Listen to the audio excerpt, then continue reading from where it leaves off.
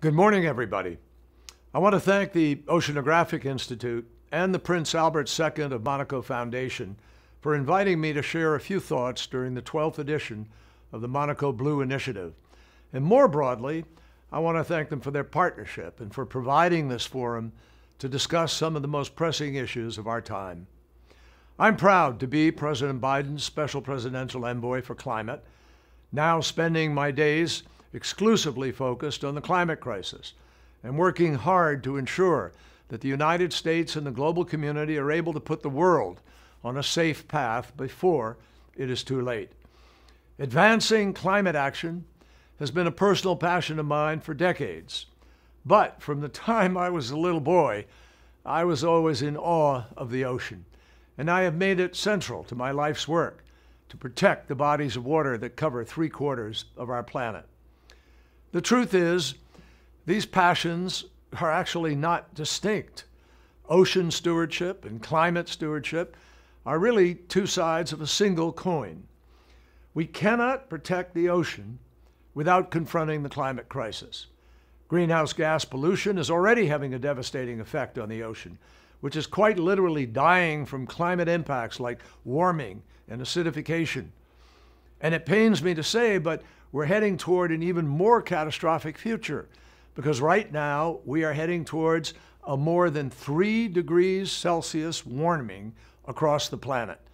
Make no mistake, nobody is getting the job done on what we set out to do in Paris.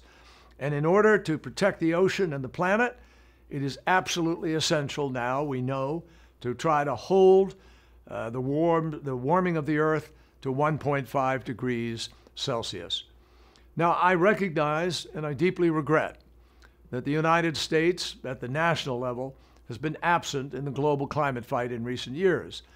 But even as I say that, I can tell you that governors in America and mayors in America stayed in the Paris Agreement. And I can tell you that rejoining the Paris Agreement was a day one priority. And we are now doing everything in our power and all of the government initiative to make up for lost time. Second, we cannot fight the climate crisis without the power of the ocean. The ocean is a source of sustainable climate solutions. And frankly, we're not in a position to leave any climate solution on the table. On the mitigation side, we have to tap the potential of sustainably sited offshore renewable energy. We have to protect and restore our coastal blue carbon ecosystems. And we have to decarbonize the international shipping sector, which currently produces as much greenhouse gas pollution as a G7 country.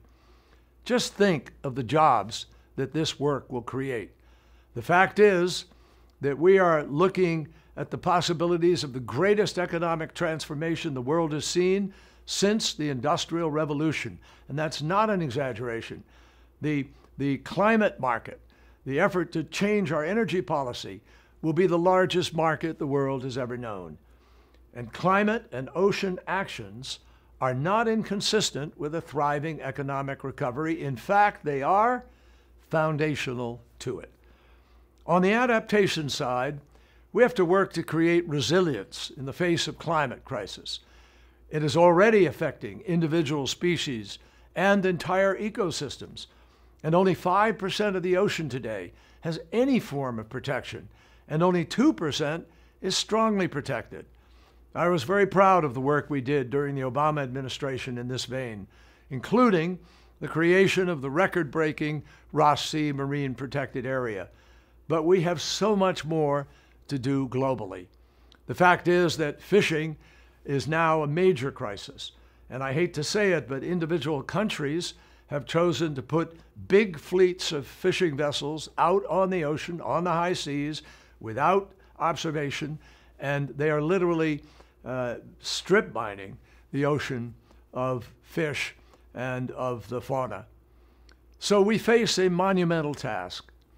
But I am heartened by the leadership of everybody here today, and I can promise you that the United States is working and will continue to work in our all-of-government effort. We'll do everything we can to do our part. For example, we're working to conserve 30% of U.S. lands and waters by 2030 to protect biodiversity and natural carbon storage. We're working to scale up offshore wind energy in order to help support our goal to achieve a carbon-free power sector by 2035.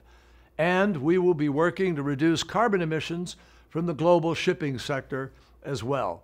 And in the coming weeks, we look forward to announcing our new nationally determined contribution, NDC as we call it, our emissions reduction target through the Paris Agreement for the Glasgow meeting in November. Both the climate crisis and the dire state of our ocean absolutely require us to work not as individual countries, but as a global community.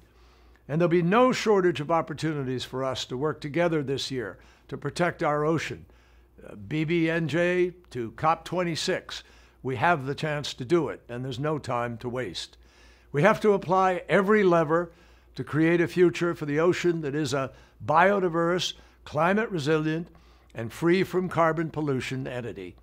Because the health of our ocean is central to our economies, our ecosystems, our communities, and to life itself on this planet. So thank you for all you are doing in this fight, and I look forward to working with you on the road to Glasgow and beyond.